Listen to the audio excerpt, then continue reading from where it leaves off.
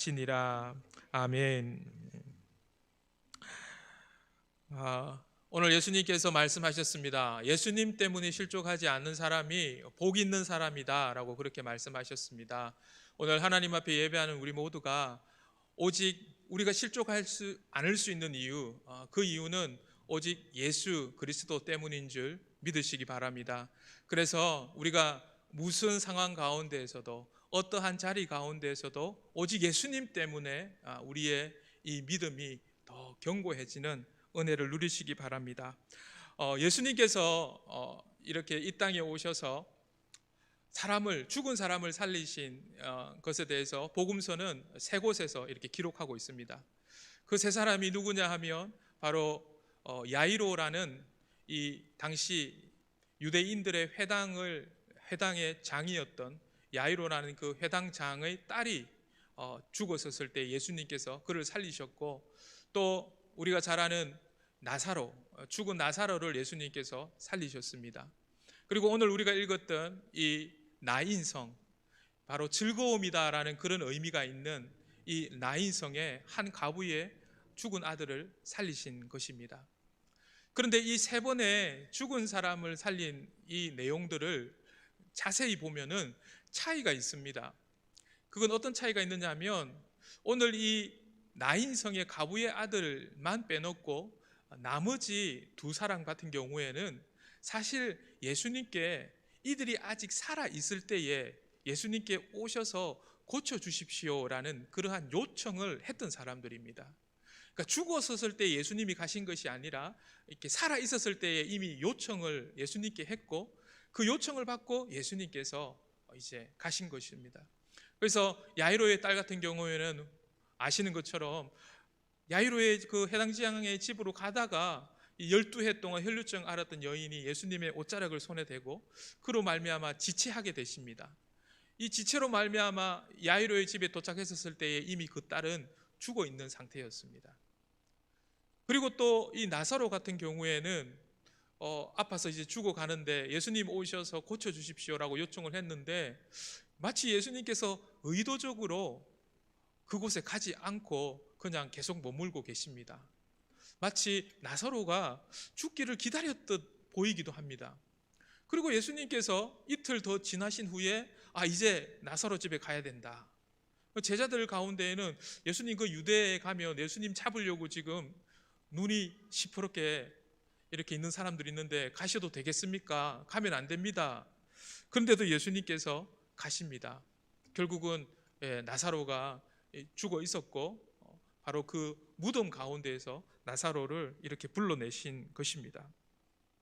그런데 반면 오늘 이 본문에 소개되어지고 있는 이 나인성의 한 과부의 아들은 예수님께 아팠을 때에, 살아있을 때에 예수님 와주셔서 고쳐달라라든지, 그리고 죽었는데 예수님 살려주세요라든지 그러한 장면이 전혀 없습니다. 그 누구도 예수님께 이 사람을 살려달라고 한 적이 없습니다. 우리가 굳이 그 이유를 찾는다면, 예수님께서 왜 살려주셨을까 굳이 그 이유를 찾아본다면, 오늘 13절의 말씀에 보니까 예수님께서 이 나인성으로 들어가실 때에 나인성에서 나오는 사람들의 무리를 보셨는데 그 무리 속에 한 과부의 모습을 보신 거죠. 근데 그 과부를 보니까 13절에 보니까 예수님께서 과부를 보시고 불쌍히 여기사라고 말씀하십니다. 여기에서 이 불쌍히 여기시다라는 이 말씀의 의미는 말 그대로 이 창자가 끊어진 듯한 그러한 이 아픔, 슬픔을 예수님께서 공감하셨다라는 것입니다. 예수님께서 그런 과부의 슬픔을 정말 애끓는 그러한 이 창자가 끊어진 듯한 그런 아픔을 예수님께서 공감을 하셨다라는 거죠. 바로 긍휼의 마음을 가지셨다라는 것입니다. 그래서 이것을 영어 성경 NIV에서는 이렇게 번역하고 있습니다. His heart went out to her라고 그렇게 번역하고 있습니다. 말 그대로 예수님의 그 마음이 그녀에게로 가셨다라는 거죠. 바로 하나님 아버지의 마음, 그 마음을 담고 있는 이 예수님의 마음이 그 과부에게 부어진 바로 그것을 말씀하고 있는 것입니다. 하나님 아버지의 마음이 예수님을 통해서 부어지는 것을 우리는 은혜, 그리고 긍휼이라고 이렇게 표현할 수 있습니다. 바로 이 은혜와 긍휼을 가장 잘 묘사해 주는 하나님의 말씀이 로마서 5장 8절의 말씀이다라고 생각합니다. 우리가 아직 죄인 되었을 때 그리스도께서 우리를 위하여 죽으심으로 하나님께서 우리에 대한 자기의 사랑을 확증하셨느니라 라는 말씀입니다. 하나님 아버지의 마음이 예수 그리스도를 통해서 이 땅 가운데에 부어주신 사건, 하나님이 왜 우리를 위해서 그 아들을 십자가에 내어주셨습니까? 그 이유는 우리가 그 하나님의 무조건적인 그 긍휼의 마음, 무조건적인 그 사랑 말고는 설명할 수가 없다라는 거죠. 예수님께서 왜 그 과부의 아들을 살려주셨습니까? 설명할 수가 없습니다. 오직 하나님께서 우리가 아직 죄인 되었었을 때에 하나님께서 먼저 하나님을 향하신 그 사랑을 확정해 주심으로 말미암아 그 사랑은, 그 하나님 아버지의 마음은 우리 가운데에 긍휼로, 은혜로 부어 주신 것입니다. 이것이야말로 하나님께서 죄 많은 사람들을 향하여서, 이 인류를 향하여서 하나님께서 주관자가 되셔서 주도적으로, 그리고 아무런 조건 없이 부어주신 그 사랑을 가장 잘 보여주시는 대목입니다. 그래서 하나님은 그렇게 우리를 향하여서 사랑을 부어주시고 은혜를 흘러보내주셨는데, 근데 우리는 늘 이 사랑과 이 은혜로만 살 수 있는 존재인데, 그런데 우리로 하여금 사망의 길을 가게 하고 우리로 하여금 이 생명에 머물지 못하게 하는 마귀는, 사탄은 늘 우리로 하여금 이 은혜와 이 사랑을 받지 못하게, 늘 이것을 단절시키려고 하는 그러한 목적을 가지고 우는 사자와 같이 우리를 삼키려고 도전해 오는 것입니다. 그것이 바로 죄인 것입니다. 그래서 하나님의 이 은혜와 이 사랑은 늘 우리에게 흐르고 있는데, 우리가 이것들을 보지 못하고 우리가 이것들을 의심하게 만들고 하나님의 그 주도적인 사랑, 무조건적인 그 사랑을 늘 의심하게 만드는 것이 결국은 사탄이고, 그것이 결국은 죄의 원흉인 것입니다. 그래서 우리로 하여금 하나님을 보지 못하게 합니다. 그 하나님을 보지 못하게 하니까 우리는 늘 그 하나님의 사랑을 의심하는 것입니다. 하나님이 왜 나를 사랑해 주지? 내가 뭐 잘한 게 있다고? 늘 그런 식으로 생각을 합니다. 아담과 하와가 그 하나님의 사랑을 의심하게 되었기 때문에 사실 하나님께서 세워주신 그 선악과, 사실 그 선악과는 하나님의 사랑과 은혜를 기억하게 하는 것이었는데, 하나님 그분을 보지 못하고 이 선악과에만 집중함으로 말미암아 그들은 죄에 빠지게 되었던 것입니다. 왜 하나님이 선악과를 여겨주셔서 이걸 없애하셔야지, 혹은 잊게 하셔야지, 이런 생각하다가 하나님 그분은 생각하지 않고 늘 그것만 생각하다가, 이것을 가장 잘 표현해주는 하나님 말씀, 예수님의 그 예화가 있는데, 우리가 잘 아는 이 포도원 품꾼 비유입니다. 포도원 품꾼 비유에 보면은 하나님을 우리가 잘 나타내는 그 천국을 대표하는 그 포도원 주인, 이 천국을 대표하는 포도원 주인의 이야기가 나오는데, 이 포도원 주인이 이른 아침부터 퇴근 시간 1시간 전까지 품꾼을 모으죠. 그런데 이 품꾼들은 이 포도원 가운데에서 참 기쁨이 있고 만족이 있고 은혜로운 그러한 하루를 보내게 됩니다. 이른 시간에 왔던 사람이든 퇴근 1시간 전에 왔던 사람이든 너무나 감사가 넘치고 은혜가 있는 그런 하루를 땀을 흘리면서 즐기고 있었습니다. 적어도 그때까지는 이들에게 보이는 것은 그 주인의 마음이었습니다. 아, 주인이 오늘 나를 공치지 않게 이 포도원의 일꾼으로 써줬구나, 너무 감사하다, 이 마음만이 가득했던 것입니다. 그런데 이렇게 감사와 은혜와 기쁨과 이 정말 평안이 가득한 이 포도원이 어느 한순간 갑자기 원망과 불평과 그리고 고성이 일어나는 그런 장소로 변화되어지죠. 왜입니까? 우리가 잘 아시는 것처럼 그 순간 더 이상 주인의 마음에 집중하지 했던 것이 아니라 이 종들이, 이 품꾼들이 무엇에 집중하기 시작하느냐면 그들이 받은 임금에 집중하기 시작했습니다. 이 임금이라는 것은 말 그대로 주인께서 그 마음을 담아서 주신 것인데, 이 주인의 마음을 볼 때에는 이른 아침에 온 사람도 이 한 데나리온의 이 임금이 너무나 은혜가 되었습니다. 너무나 감사가 되었습니다. 그런데 그 주인을 보지 않고 이제 1시간 전에 왔던 사람이 받은 그 임금을 보게 되었죠. 사람에 집중하게 되었고 이 사람의 임금과 나의 임금을 비교하기 시작했습니다. 더 이상 그 순간 주인은 간 곳 없어졌습니다. 자기의 그 인생의 자리 가운데에 주인은 간 곳 없어졌다라는 것입니다. 그래서 왜 저 사람과 나가 똑같은 임금을 받아야 되느냐? 결국 주인이 사라진 그 자리, 바라보아야 할 주인을 보지 못하는 그 자리, 불만과 불평과 원망과 성토가 넘치는 곳으로 변해버렸다라는 것입니다. 지금 우리들 자신을 향하여 흐르고 있는 그 주님의 마음을 보아야 합니다. 하나님의 그 마음을 보아야 합니다. 그런데 우리가 만약에 지금 이 시간 그 하나님의 바라봐야 되는 그 시선을 놓쳐버리면 우리도 똑같습니다. 하나님께서 우리 각자에게 보내주시는, 흘러보내시는 그 하나님의 은혜와 사랑을, 하나님을 못 보기 때문에, 은혜가 사랑이 없어서 그런 것이 아니라 하나님을 못 보고 있기 때문에 그 은혜와 사랑에 대해서 감사를 하지 못하게 된다라는 겁니다.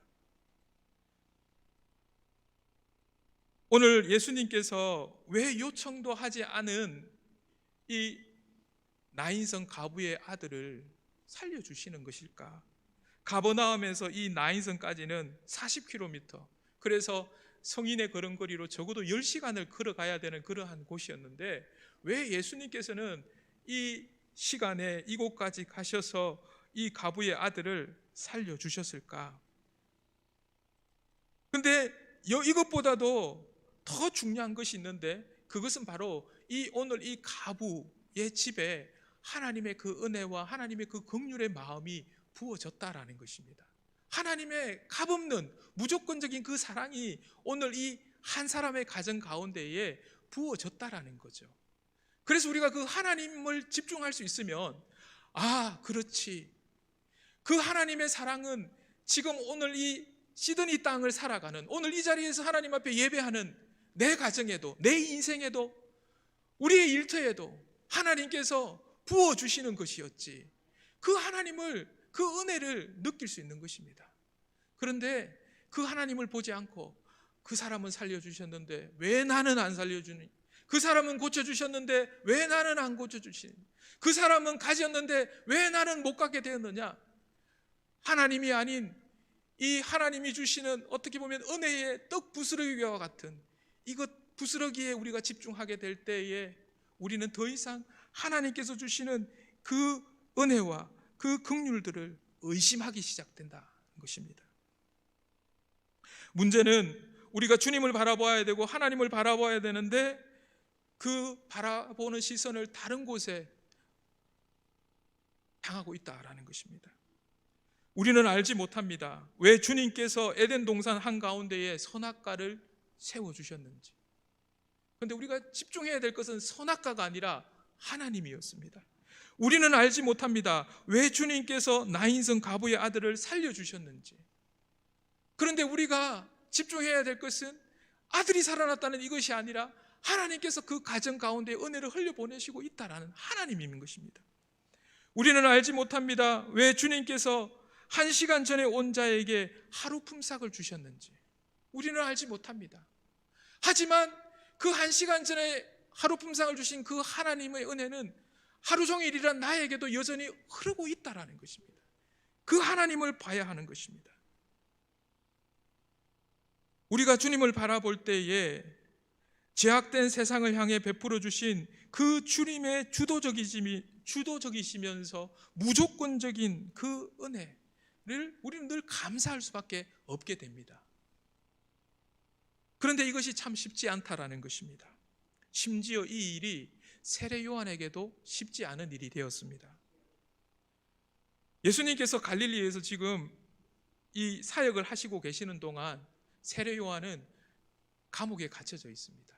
이유는 당시에 이 분봉왕이었던 이 헤롯 왕이 그의 동생의 아내를 취한 이 일을 정면으로 잘못된 일이다라고, 하나님이 기뻐하지 않은 일이라고, 죄라고 그렇게 말함으로 말미암아 감옥에 갇히게 되었습니다.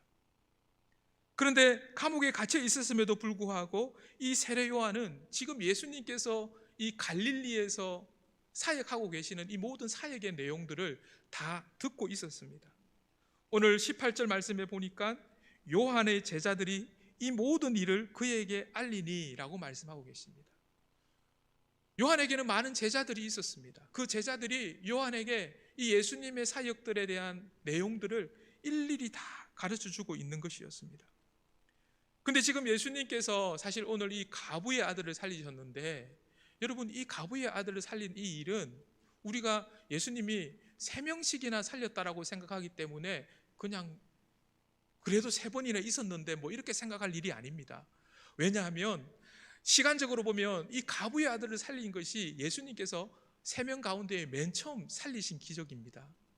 그런데 예수님께서 이 이스라엘 땅에서 죽은 사람을 살리셨던 이 기적, 적어도 성경 안에서는 죽은 사람이 이스라엘 땅 가운데에서 살아났다라는 그 내용은 지금 이 시점으로부터 800년 전에 엘리야 선지자, 엘리사 선지자가 죽었던 사람을 살렸던 그런 적을 이 이스라엘 사람들이 성경을 통해서 본 적은 있었지만, 들은 적은 있었지만, 마치 여러분들과 저처럼 성경 속에서 예수님이 살리셨대 이런 내용을 들은 적이 있었지만, 지금 이 예배당에서 누군가가 죽었는데 죽은 사람이 일어났다, 이런 사건처럼 바로 800년 전의 일이 아니라 지금 그 오랜 시간 동안 한 번도 일어나지 않았던 그 사건이 지금 이 이스라엘 땅에서 좀 일어난 겁니다. 자기들의 눈앞에서 일어난 것입니다.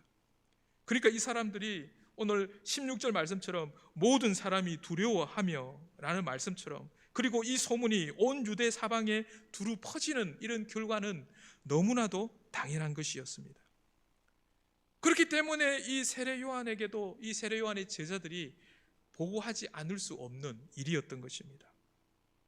그런데 여러분, 지금 여러분이 만약에 이 세례 요한처럼 감옥에 갇혀 있는데, 그리고 감옥에 갇히기 전에 이 예수님과 아주 끈끈한, 예수님께 세례도 베풀고 예수님에게 그러한 자기의 제자 안드레조차도 예수님의 제자로 너 예수님 따라가야 된다, 저분을 쫓아야 된다라고 해줬던 이 세례 요한인데, 이 세례 요한이 지금 감옥에 갇혀져 있는데, 감옥에서 들려오는 말씀은, 이야기들은 예수님께서 중풍병자를 일으키셨다, 예수님께서 눈먼 사람의 눈을 뜨게 하셨다, 예수님께서 심지어 죽은 사람을 살리셨다, 이런 소문을 들었을 때에 여러분은 어떤 기분이 들겠습니까? 혹시 이런 생각은 들지 않겠습니까? 저분, 죽은 사람도 살리시는 저분이시면 지금 감옥에 갇혀있는 나 좀 빼내주실 수 있지 않을까? 왜 예수님이 나를 빨리 안 빼내주시지? 이런 생각 하지 않았겠습니까?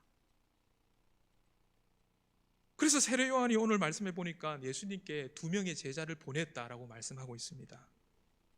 혹시 예수님이 나를 잊으셨나? 아마 틀림없이 이 세례 요한에게는 이런 인간적인 기대함이나 마음도, 내가 다시 예수님께 내가 여기 있다는 사실을 리마인드 시켜드려야 되겠다라는 그런 마음도 있었을 거라고 저는 생각합니다. 어쨌든 이 제자 2사람을 보내서 예수님께 요렇게 질문해라라고 이렇게 말합니다. 그 질문의 내용이 뭡니까? 오늘 말씀에 보니까 19절에도 나와 있고 20절에도 나와 있습니다. 오실 그이가 당신이 오니까 우리가 다른 일을 기다리오리이까? 여러분, 이거 무슨 말입니까? 예수님, 당신이 메시아 맞습니까? 이 말입니다. 여러분, 놀랍지 않습니까? 지금 세례 요한이 지금 이렇게 질문하고 있습니다. 예수님께. 세례 요한이 이 옥에 갇히기 전에 세례 요한이 요단강에서 제자들에게, 수많은 군중들에게 나도 누가 메시아인지 몰랐는데 성령께서 나로 하여금 성령이 그 머리 위에 임하는 그 사람이 메시아라고 말씀하셨는데 내가 봤다, 그분께 성령이 임했다, 그러면서 예수님을 정확하게 메시아로 포인트했던 사람이 이 세례 요한입니다. 조금 전에 말씀드렸던 것처럼 그 제자들조차도 예수님을 쫓아라고 그렇게 권면했던 사람입니다. 그런데 그런 세례 요한이 지금 예수님, 당신이 메시아 맞습니까? 라고 질문했다라는 것입니다.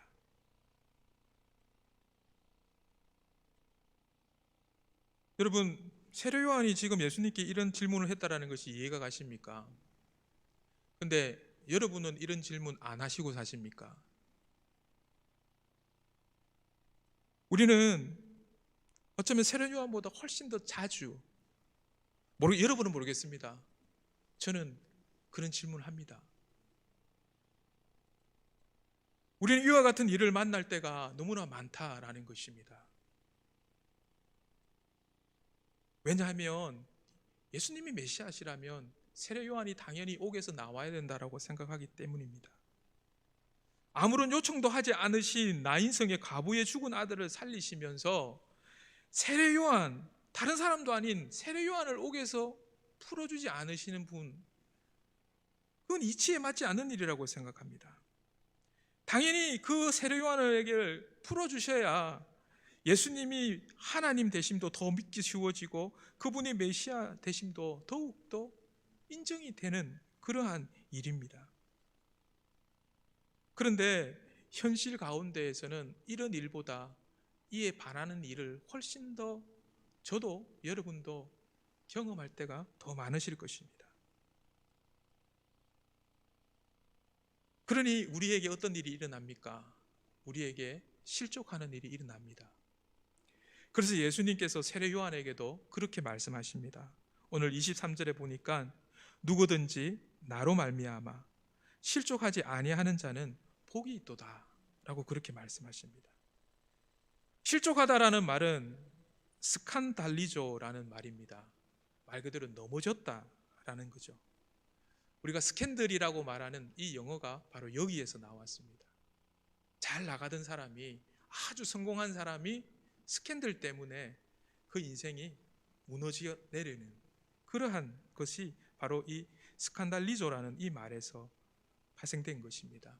그런데 이 스칸달리조라는 이 말은 또한 스칸달론이라는 그 말에서 나왔는데, 이 스칸달론이라는 이 말은 덫, 이 덫에 매달려 있는 미끼, 이것을 뜻하는 것입니다.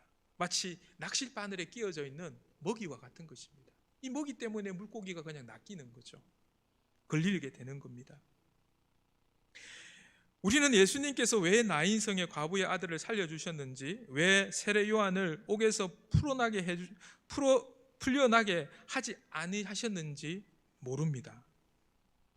근데 이것이 우리에게 있어서 스칸델라온이 되어서는 안 된다라고 예수님께서 말씀하셨습니다. 그런데 이것이 우리에게 스칸달론이 되지 않기 위해서, 덫이 되지 않기 위해서 우리가 해야 되는 일이 있는데, 그것은 바로 하나님 그분을 바라보는 일입니다. 그분의 떡고물이 아니라 그분 자체를 바라봐야 하는 것입니다. 누가복음 4장에 바로 이 스칸달론, 즉 덫에 걸려서 실족한 사람들의 모습을 잘 소개해주는 예시가 나와 있습니다. 예수님께서 공생의 초기에 안식일 날 예수님이 유년 시간을 보내었던 바로 그의 고향과도 같은 마을 나사렛 회당에 들어가셨습니다. 들어가셔서 예수님께서 성경책을 펼쳐서 읽으셨는데, 이사야 61장 1절 말씀입니다. 주의 성령이 내게 임하셨으니 이는 가난한 자에게 복음을 전하게 하시려고 내게 기름을 부으시고 나를 보내사 포로된 자에게 자유를, 눈먼 자에게 다시 보게 함을 전파하며 눌린 자를 자유롭게 하고 주의 은혜의 해를 전파하게 하려 하심이라. 이 말씀을 읽으시고 나서 예수님께서 이어서 이렇게 말씀합니다. 이 글이 오늘 너희 귀에 응하였느니라 라고 말씀합니다. 이 이사야 61장 1절의 말씀은 바로 구원자 메시아에 대한 말씀입니다. 예수님께서 이 말씀을 읽고 나서 이 일이 응하였다, 내가 메시아다 라고 말씀하신 것입니다. 근데 그때 나사렛 사람들의 반응은 이러합니다. 이 사람이 요셉의 아들이 아니냐라고 반문한 것이었습니다. 그때 예수님께서 이렇게 웅성거리는 이 사람들의 속마음을 끄집어내셔서 이렇게 말씀합니다. 누가복음 4장 23절입니다. 예수님께서 그 사람들에게 이렇게 말합니다. 우리가 들은 바 가버나움에서 행한 일을 내 고향 여기에서도 행하라 하리라. 이 말씀은 무슨 말인가 하면, 지금 이 나사렛 안식일날 회당 앞에 모여있는 모든 사람들은 예수님 앞에서 이런 기대함을 가지고 있다는 것입니다. 예수, 내가 너 나사렛의 고향이고 요셉의 아들인 것은 아는데, 너가 저 유대에서, 너가 저 가버나움에서 엄청난 이적을 행했다며, 여기에서도 그 이적 좀 행해줘 라는 기대감을 가지고 예수님 앞에 앉아 있다는 것입니다. 그런데 예수님께 이 마음이 다 보였습니다. 그래서 이 고향 사람들의 마음이 지금 콩밭에 가 있는 것을 예수님께서 보셨습니다. 그리고 이어서 24절에서 이렇게 말씀합니다. 선지자가 고향에서는 환영을 받을 자가 없느니라. 예수님이 이미 메시아로, 하나님께서 보내신 것으로, 응하여진 것으로 라고 말씀하셨지만, 이 고향 사람들은 자기들의 방식으로, 마침 고향처럼 자기들에게 익숙한 방식으로 이것을 고수하고 있었습니다. 그렇기 때문에 하나님이 보내신 것을, 하나님이 이루신 것을 하나님 안에서 받아들이지 못했습니다. 그때에 예수님께서 이어서 한 이야기를 해주시는데, 그 이야기 가운데에 등장하는 이야기가 우리가 잘 아는 사렙다 가부의 이야기입니다. 우리가 잘 아는 것처럼 이 사렙다 가부는 그때로부터 800년 전에 바로 엘리야 선지자가 3년 6개월 동안 비가 오지 않을 때에 이 사렙다 가부의 집에 가서 한 움큼의 가루를 가지고 떡을 만들어서 아들도 죽고 하나밖에 없는 이 독자도 죽고 이 가부였던 자기도 이제 죽을 날을 기다리기 위해서 이렇게 살아가고 있는 이 집에 하나님께서 엘리야를 보냈습니다. 그런데 엘리야를 보내셔가지고 그것으로 자기들을 위해서 떡 만들지 말고 엘리야를 위해서 떡 만들어 오라 라고 말씀하신 겁니다. 그런데 그때에 이 사렙다 가부가 그 하나님의 말씀을 받아들입니다. 그리고 나머지 흉년 기간 동안 가루가 떨어지지 않고 기름이 떨어지지 않는 그러한 기적을 체험하고, 그런데 그 기적을 체험하면서 살았는데 어느 날 갑자기 이 가부의 아들이 죽었습니다. 그런데 그때에 바로 이 엘리야가 이 가부의 아들을 살려주는 역사가 일어납니다. 그런데 그때 이 가부가 그렇게 고백합니다. 이제야 당신의 말이 진실하고 하나님의 말씀이 진리인 줄 내가 믿습니다 라고 그렇게 고백을 했던 것입니다. 그런데 예수님께서 이 말씀을 이 나사렛 사람에게 이야기하면서 지금 나사렛 사람에게 무엇을 말씀해 주시려고 하는 거냐면, 메시아는 하나님께서 보내주신 거야, 하나님의 은혜야, 하나님의 방법으로 되어진 거야 라는 것을 말씀해 주려고 했는데, 이 사람들은 이것을 어떻게 받아들였느냐 하면, 예수님께서 그렇게 말씀하니까 그 3년 6개월 동안 흉년이 질 때에 이스라엘에도 수많은 가부들이 있었는데 하나님께서 그 가부에게는 한 사람도 보내지 않았다. 엘리야를 사렙다 가부에게만 보냈다. 사렙다는 이방 땅이거든요. 시돈 땅. 그러니까 이 사람들이 하나님이 우리는 사랑 안 하시고 이방 사람만 사랑하셨다고 이렇게 받아들인 거죠. 그 결과 이 이야기를 듣고 나서 이 나사렛 회당 속의 사람들의 반응이 뭐냐 하면, 누가복음 4장 29절입니다. 이것을 듣고 다 크게 화가 나서 일어나 동네 밖으로 쫓아내어 그 동네가 건설된 산 낭떠러지까지 끌고 가서 밀쳐 떨어뜨리고자 하되. 지금 이 나사렛 사람들이 예수님을 질질 끌고 지금 회당에서 끄집어내와 가지고 그 산 언덕에 세워져 있는 그 나사렛 마을, 그 낭떠러지까지 끌고 가서 떨어뜨리려고 했다라는 겁니다. 나사렛 사람들은 하나님이신 예수님을 자신들이 아는 방식으로 이해하려고 했습니다. 나사렛 사람들에게 예수님은 그냥 목수의 아들이었습니다. 그래서 그들은 그들의 입맛에 맞도록 예수님께서 그들 앞에서 한 판의 기적 쇼만 펼쳐주시면 된다였습니다. 하지만 자기들의 뜻대로 되지 않자 화를 내고 예수님을 낭떠러지로 데리고 갔습니다. 이것이 바로 실족입니다. 사랑하는 성도 여러분, 오늘날의 나자렛 사람은 누구입니까? 세례 요한도 그러했다면 우리는 여기에서 자유할 수 없습니다. 저는 이 시간 예배당에 앉아 있는 혹은 가정에서 예배 드리는 우리들일 수 있다라고 생각합니다. 예수님에 대해 잘 안다고 생각하고 그렇게 믿고 있는 사람들입니다. 한없이 짧은 지식이지만 그 지식 안에서 그것이 전부인 양 치부해버리는 사람들입니다. 때로는 우리가 아는 것이 진리와 전혀 상관없음에도 그것이 진리로 믿습니다. 어느 순간부터 말씀 읽지 않고 신앙 방식이나 경험으로 말하기 시작합니다. 이것이 결국 우리를 실족하게 하는 것입니다. 예수님 아닌 다른 이유로 내가 일평생 신앙생활을 할 수 있습니다. 예수님을 요셉의 아들로 아는 그 알므로 일평생 신앙생활을 할 수 있습니다. 직분을 감당할 수 있습니다. 빠짐없이 헌금생활을 할 수 있습니다. 그런데 우리가 실족하지 않을 수 있는 유일한 방법은 예수님밖에 없습니다. 예수님 그분을 바라보는 방법밖에 없습니다. 이어령 교수님의 그 딸 가운데 딸 이민아 목사님이 있습니다. 그런데 이분은 참 많은 고난을 겪으셨습니다. 갑상선 암도 걸리셨다가 또 그가 낳은 아들, 어떻게 보면 이어령 교수의 손자죠. 이 손자가 다 청년이 다 되어서 먼저 하늘나라로 가게 됩니다. 그리고 또 이 이민아 목사님은 망막박리라는 그러한 병으로 실명의 위기까지 놓이게 됩니다.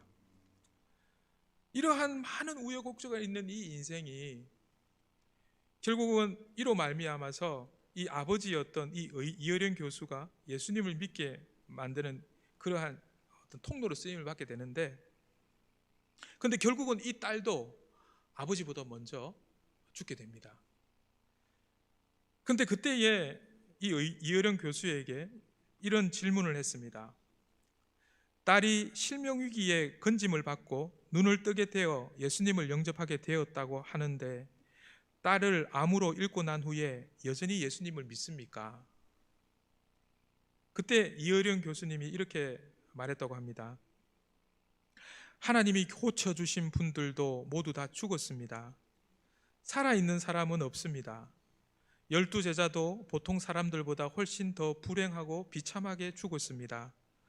오히려 그 죽음이 기독교의 새 복음이 된 것입니다. 사도 바울은 죽을 때까지 병을 못 고쳤습니다. 감옥에서 풀려나지도 못했지만 그 일로 인해서 기독교는 더 융성해진 것을 잘 압니다. 나도 인간이라 믿음이 깊지 못하여 하나님을 원망도 했습니다. 손자를 잃었었을 때, 딸을 잃었었을 때 세속적인 말로 왜 삐치지 않았겠습니까? 실족할 뻔했습니다. 그러나 예수님이 어떻게 돌아가셨나 정도는 알고 있습니다. 누구 위해서 예수님이 십자가의 고난을 받으셨는지 생각해야 합니다. 딸이 눈을 떴으니 예수님을 믿고 딸이 세상을 떠났으니 예수님을 버리는 것은 시장의 거래지 믿음은 아닙니다. 남대문 시장에 가서 값이 싸면 사고 값이 비싸면 사지 않는 것과 다를 것이 무엇입니까? 아무리 세상이 부패해서도 교회는 시장이 아닙니다. 필요에 따라 취하거나 버리거나 하는 곳이 아닙니다. 우리 교회를 시장으로 만들지 맙시다. 교회를 시장으로 만드는 것이 사탄의 유혹입니다. 예수님의 십자가에서 보여주신 사랑을 믿고 믿음을 지켜야 합니다 라고 이야기했습니다. 사랑하는 성도 여러분, 오늘 우리가 예수 그리스도를 통해서 하나님만 바라볼 수 있다면 오늘 이 안식일 나자렛 회당 가운데에 오셨던 그 예수님, 사실 이 예수님이 그 안식일 날 나사렛 회당 가운데 오셨는데 예수님께서 하신 말씀을 이들은 오해했습니다. 3년 6개월 동안 흉년이 있는 그때에 하나님께서 이스라엘 땅 그 어느 가부에게도 하나님께서 가부에게 유일하게 엘리야를 보내주신 곳은 사렙다, 시돈 땅 사렙다 가부에게였다. 이 말씀을 들었을 때에 그들은 하나님을 봤어야 합니다. 하나님께서 그 이방 땅 사렙다 가부에게도 그러한 생명의 길을 열어주셨다면, 그 은혜를 흘려 보내주셨다면 당연히 하나님의 선민인 우리에게도 하나님께서 그 은혜를 보내주셨겠지. 비록 엘리야와 같은 똑같은 방법은 아니더라도, 우리가 알지 못하더라도 하나님은 여전히 그 긍휼과 은혜와 사랑으로 하나님은 그의 백성된 우리를 사랑해 주셨겠지. 그 하나님의 말씀을 들으면서 그 은혜의 자리 가운데에 나아갔어야만 했습니다. 그런데 그들은 하나님을 바라보지 못하고 비교하기 시작했습니다. 이방 땅에는 보냈는데 우리에게는 안 주셔서, 이런 결론에 도달하고 말았습니다.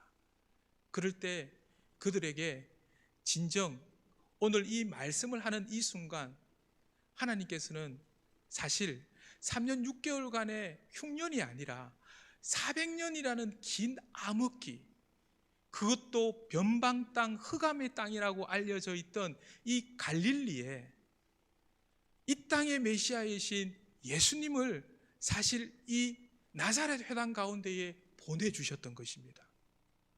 이게 얼마나 큰 하나님의 은혜였습니까? 그런데 그들은 그 예수님을, 그 하나님의 은혜를 보지 못했습니다. 깨닫지 못했습니다. 왜 그렇습니까? 자기들의 방식으로 그 주권적인 하나님의 은혜와 사랑을 믿지 못했던 것입니다.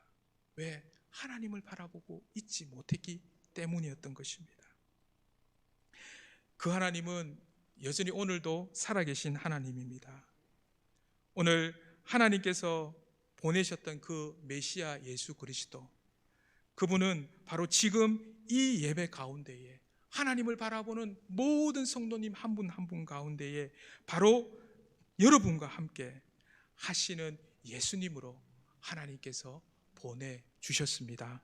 오늘도 그 예수 그리스도를 바라보심으로 하나님께서 여러분을 향한 긍휼과 은혜와 사랑을 늘 감사하고 찬양하는 하나님의 백성이 되시기를 주의 이름으로 축원드립니다. 기도하겠습니다.